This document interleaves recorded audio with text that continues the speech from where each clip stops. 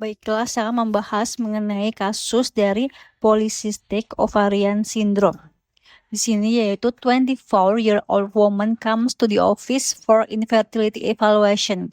She has had irregular menstrual cycle for the past 5 years.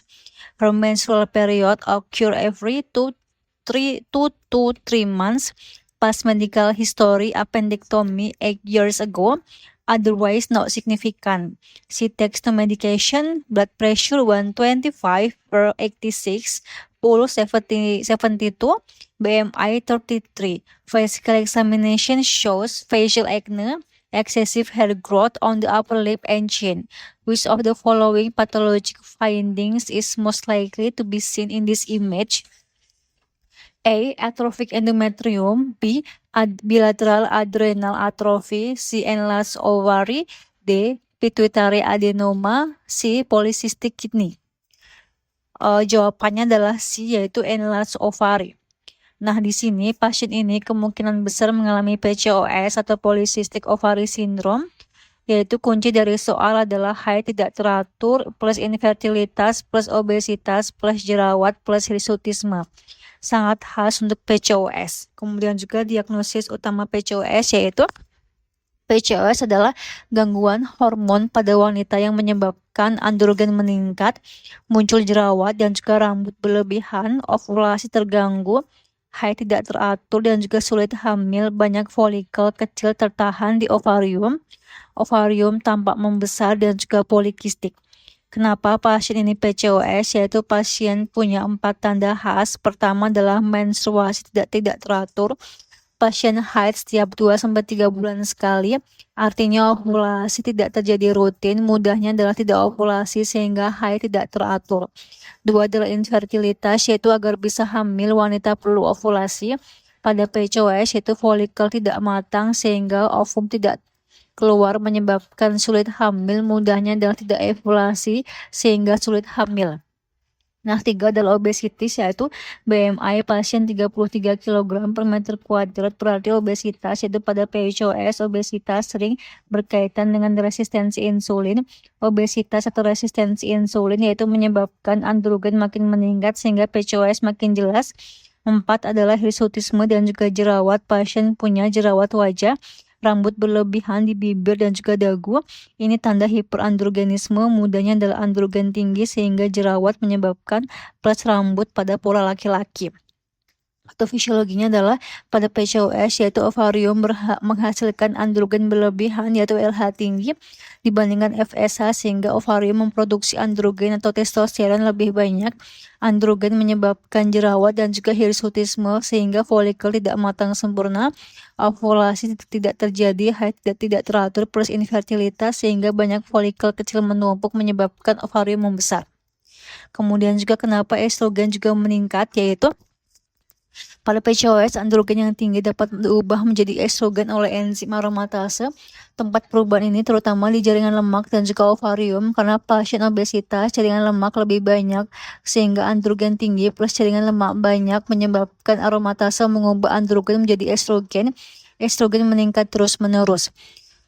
Kenapa? Estrogen tinggi menyebabkan haid tidak teratur, yaitu normalnya siklus menstruasi butuh keseimbangan, yaitu FSH menyebabkan folikel matang, LH sus menyebabkan ovulasi. Pada PCOS yaitu estrogen tinggi terus-menerus sehingga mengganggu sumbu hipotalamus pituitary ovarium. LH per FSH tidak seimbang sehingga FSH relatif rendah, tidak ada satu folikel dominan yang matang, tidak terjadi ovulasi, haid tidak teratur, mudahnya adalah FSH kurang sehingga folikel tidak matang sehingga tidak ovulasi.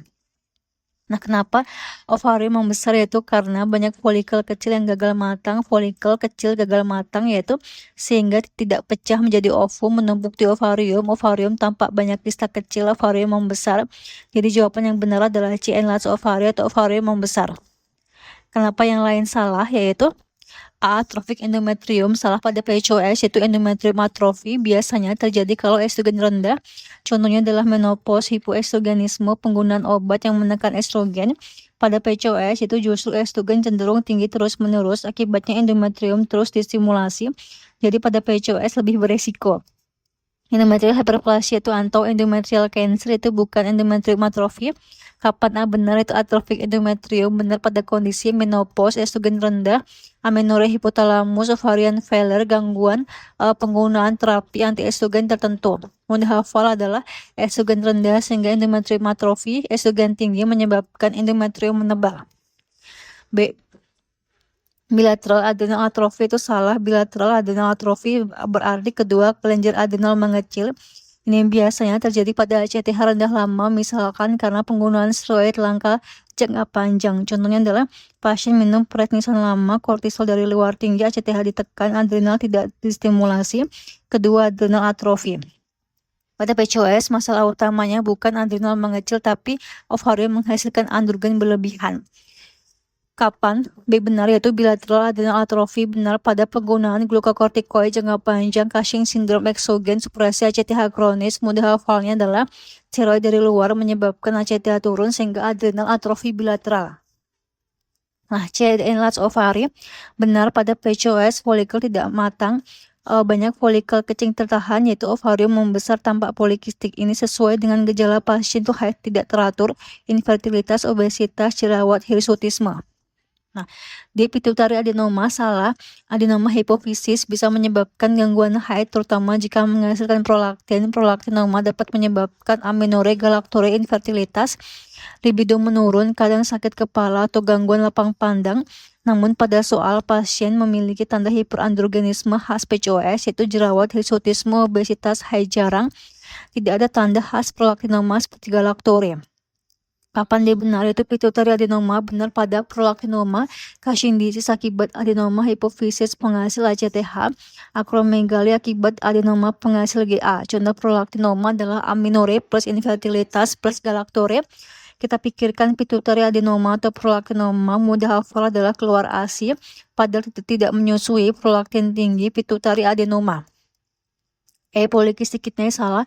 Polycystic kidney disease adalah penyakit ginjal bawaan atau keturunan, biasanya menyebabkan hipertensi, nyeri pinggang atau flank pain, hematuria, penurunan fungsi ginjal memburuk dengan banyak kista. Penyakit ini menyebabkan hirsutisme, jerawat, haid tidak teratur, khas PCOS. Kapan benar? Itu polycystic kidney benar pada kondisi autosomal dominan polycystic kidney disease, autosomal resesif polycystic kidney disease. Ciri khasnya adalah hipertensi plus hematuria plus nyeri flank plus ginjal membesar, bukan infertilitas dengan hirsutisme. Ringkasannya adalah PCOS sama dengan OH itu obesitas, hirsutisme, acne, irregular menstruation. Tambahan adalah PCOS itu menyebabkan androgen tinggi sehingga terjadi ovulasi terganggu, haid jarang plus infertilitas menyebabkan ovarium membesar. Jawabannya adalah C. Enlarged ovary atau ovarium membesar.